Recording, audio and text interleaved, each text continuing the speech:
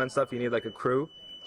So yeah, and like been just trying to write stories through words and through like sonics ever since, really.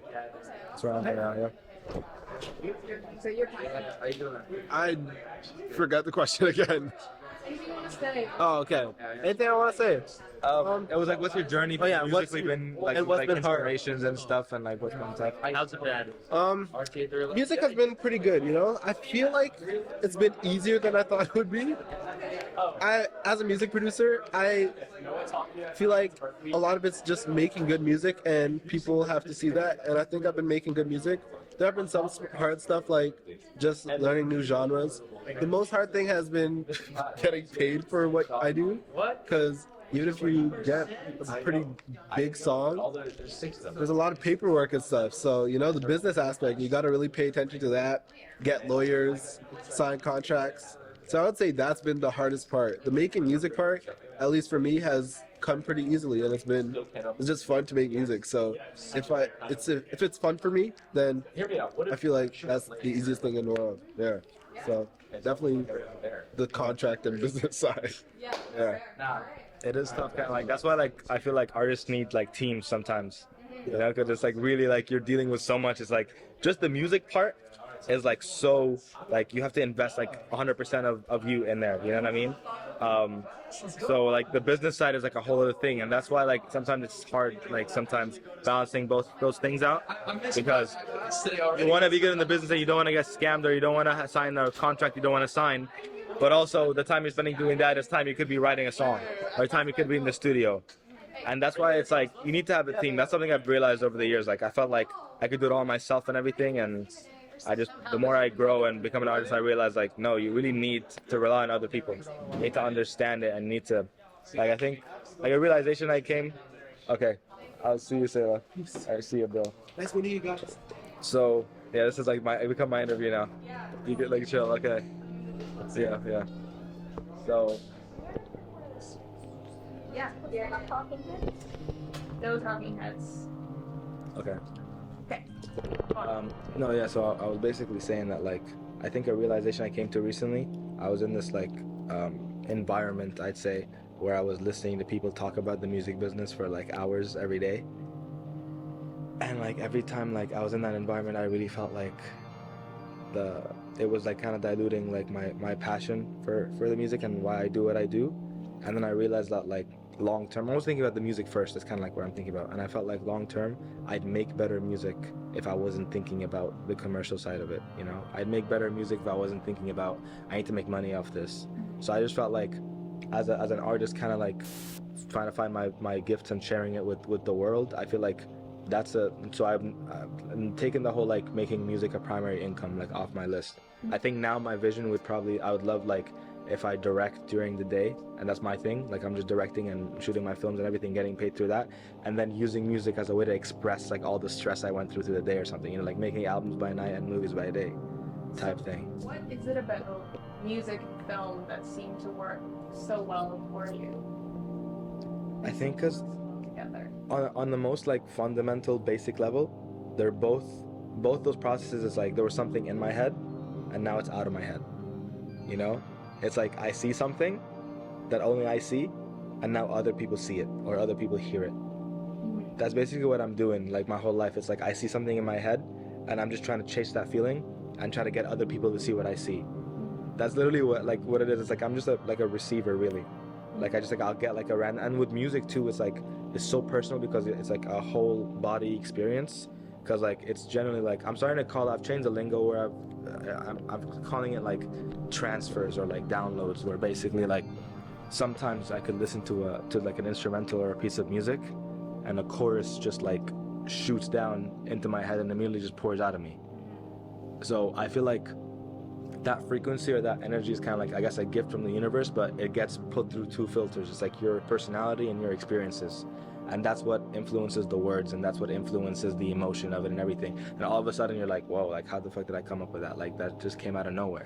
So that's what it is. It was like a transfer, you know? And I'm basically just catching up with my mind. That's like been my whole life as an artist, really. Like I'll have like 5 different ideas like a day, and I'll try my best to like jot them down very frantically and just have them a way to like I can work on them later. and I just try to add them to like a creative schedule. It's like, okay, when I finish this idea, I'll work on this and this and this and this. And also a big thing too, like for other artists, like if they're listening to this and stuff, is that like letting go of like other people's like external validation in a way, you know, like letting go and like making your opinion and your validation and your taste the highest priority, you know, in a way where like, oh, like what if they don't like this song, or what if they say this, or what if they say that. At the end of the day, it's like it really doesn't matter, and if you like it, that's all that matters. Yeah. So when you speak, it feels like this is a very almost spiritual thing for you, right? You're talking about transfers and stuff like that, having that be a full body experience. So how has music either affected any sort of spirituality or anything like that, or how has spirituality affected your music? I love that question. I used to be very religious as a kid. I had like a religious upbringing, and like in grade 7 I was super religious. It's because I was spiritual, but I didn't know what name to put on it. So it was like I just embodied the religion that I was brought up with. And then like over the years I started to feel like how like sometimes religion for me, like sometimes it was I went through like such a spiritual crisis in like 2020 when the pandemic happened and stuff, and like I feel like I was like a phoenix that kind of like burned and had to rise from the ashes in that way. And that's how I made my first album, actually, is like letting go of like the other things that limit, I guess, my creative freedom, and like have like spirituality be like more free than trapped in a way. I won't get into my detail, but like I got to a point where I felt like I had to pick religion or art in a way, and that really kind of like tore me to pieces because I felt so connected to both. And it's because they're both coming from the same source, but because they have so different names, and like both those kind of people who are associated with those things might not get along as much, it really like tore me to shreds. And I kind of felt like as long as I'm channeling and like I have a good intention and I just want to create and I really don't mean to harm anyone, that's all that really matters, to be honest. And right now I don't really consider myself religious, but I do consider myself like spiritual. I've always been super spiritual. I always feel like just connected to something, and I'm just trying to chase that feeling. As I said, I'm just trying to, you know, have whatever I feel inside to be out there, basically. So music really is a universal language. It is. It's just an embodiment of like, it's like really just like a vibration in a way, like a radio station. That's the best way I kind of really think about it. It's like all artists are just like satellites in that way. Like something I realized, like studying like celebrities and my favorite artists and stuff, like when they make a really good song, you're like, oh my god, they made that song. They personally, that name, that person identity made that song. When you ask them about it, it's like they just felt it, and I felt like the song went through them, not from them. You know, and that way it's like you realize like, oh my god, they're just a regular human being like everybody else. You know, they're just really good at channeling. You know, they're just really good at like expressing how they feel in a way. And that just humbles you and makes you feel like, oh my god, like there's no pressure. I don't have to be like, you know what I mean, like at this level or anything, or have to like attain this success. It's like all these people had different lives and different identities and everything, and they just expressed how they felt and got good at it. So, favorite artists, ones that like have taught you the most, inspired you the most, and also just ones that you're like 10 out of 10, fantastic. Okay. You know?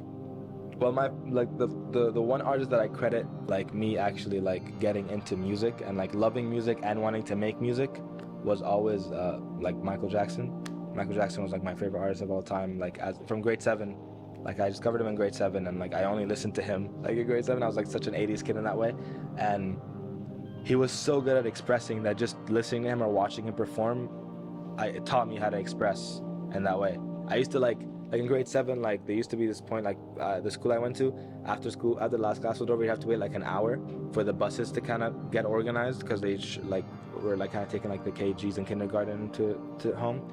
So there'd just be an hour of basically doing nothing until the buses come. So a lot of kids my age would just like play football or soccer, hang out with their friends. But with me, like I'd wait till like everyone in the class left, and I'd like pretend like I'm packing and stuff, so like till there's no one else in the hallway, and I'd use the reverberation of the room to like sing. And that's how I learned how to sing, basically. Just like singing Michael Jackson songs and hearing my voice bounce back to me and like liking it, and like I would do it every day. And then yeah, that's how I taught myself to kind of like sing and dance. Like, is that instinctual? Yeah, it just came from like nowhere. Like no one told me to do that. No one knew I was doing that. I was terrified of someone walking in and like catching me, basically, like I was doing something wrong. But like maybe I didn't feel comfortable like doing it like at home or in front of my friends. So I just like I was always in my own world, really, since like my whole life. So yeah. So other than Michael Jackson, is there anyone you said like alternative rock? Yeah, alternative rock. Like I kind of got into this phase of like I'll try to channel kind of different genres that I'm not really used to and stuff. And it was like Arctic Monkeys, like MCR, but like combining that with like Frank Ocean's turn to like, you know what I mean? Like Blonde is like one of my favorite albums ever. I love Frank Ocean so much. The Weeknd is like a huge influence for me too, because he has that like kind of like Michael quality as well, like tonally and everything. Kendrick Lamar is a huge influence. All these guys are just so good at like channeling who they are identity-wise and creating great art. So like I always try to be an embodiment of all my favorite artists like together in that way. Like I remember listening to a track called Pray For Me, and it was Kendrick and The Weeknd like as a kid, and I was like, I would love to make music like this but where I'm both people, you know, and make it where like I'm literally doing both at the same time. And that track like really made me want to like make music and take it seriously. Yeah. Yeah, It's yeah. kind of like film in a way, wanting to be two people at once. Yeah. Yeah, like actors, like is that what we talk about? Mm-hmm. Like sorry, like what do you mean like? Like storytelling, you know, when you write something or when you film something, you know, you're not filming from a person. You're filming to tell the story. So you are everyone, just as you are also no one, right? You Yeah. gotta have that combination of being able to understand and be every single person, and at the same time have that perspective to be away from it, you know. Definitely, taking that like observer approach. The thing with music is like you're the director, narrator, and the main character all. Yeah. You know, and that's why like that fine line actually messes with me sometimes, because sometimes I feel like I put so much of my personality and me into it that sometimes it's hard to listen to the music, because I might feel an emotion that like a negative one or something, or like I was down, and then like I hear it back to me and it's like it puts me back into that. Yeah. That's been a struggle in a way, and I'm trying to see like what if I could just channel without like making it personal. Like what if I could just like make a song where it's like has nothing to do with me? What if I'm just the observer, you know? It's like I just created this thing. You know what I mean? I sang it, I wrote the lyrics, but it's this thing. Yeah. Basically. I think a lot of You should get ringtone of it when it's quiet, because we got ringtone of it. okay. It'll still be like.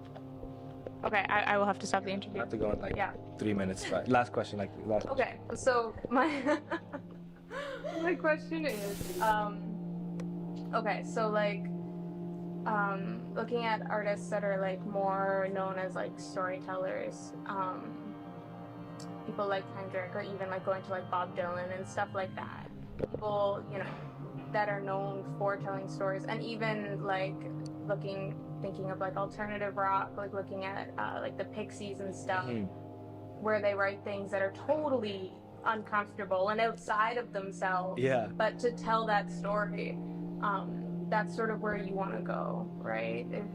There's that like, if I could do anything, I'd like to get to a point Yeah. where I could get there. Exactly. I think my biggest reference would probably be like Frank Ocean's Blonde, where like there's something so timeless about those lyrics and the way he's singing them that I feel like that must have been just like a full like transfer. That must have been like a complete like, he just like literally just said random words and don't know why he said it or how he said it or whatever, but it just came out of him and it was just like its own thing. Like sometimes like words just sound nice in a song, even if you don't know why you're saying it, it sounds nice in that space. A lot of my friends make lyrics that way. Like they write lyrics just like they don't mean anything, they not have any intention, they just sound good in that space. And that gives the freedom for listeners to create their own interpretation. Yeah. That's why I think so many people connect with Blonde, because like he says specific things out of nowhere, and like to other people that might be something like, oh my god, that happened to me, and it's just like letting, without adding the personality. It's like I just wanna make the thing. Mm-hmm. You know? Awesome. Yeah, Thank you so 100%. Of course, yeah. Thank you so Yeah. much.